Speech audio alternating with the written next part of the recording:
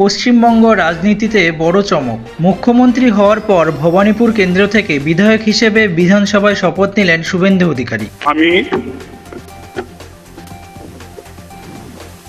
আমি শুভেন্দু অধিকারী পশ্চিমবঙ্গ বিধানসভায় সদস্য নির্বাচিত হইয়া ঈশ্বরের নামে শপথ করিতেছি যে বিধি দ্বারা স্থাপিত ভারতের সংবিধানের প্রতি আমি অকৃত্রিম নিষ্ঠা ও আনুগত্য পোষণ করিব।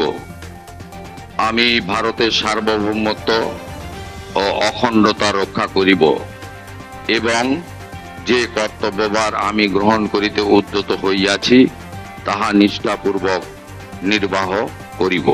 তবে সবচেয়ে বেশি নজর কেড়েছে তার ভক্তিভরা মুহূর্ত। বিধানসভায় ঢোকার আগে জুতো খুলে প্রণাম করেন শুভেন্দু অধিকারী। এই দৃশ্য ঘিরে ইতিমধ্যেই রাজনৈতিক মহলে শুরু হয়েছে জোর আলোচনা। অনেকে বলেছেন এটি বাংলা সংস্কৃতি ও বিধানসভার প্রতি সম্মানের বার্তা। আপনার কি মত কমেন্টে জানাতে ভুলবেন না। আর এমনই রাজনৈতিক আপডেট পেতে আমার চ্যানেলটিকে সাবস্ক্রাইব করুন।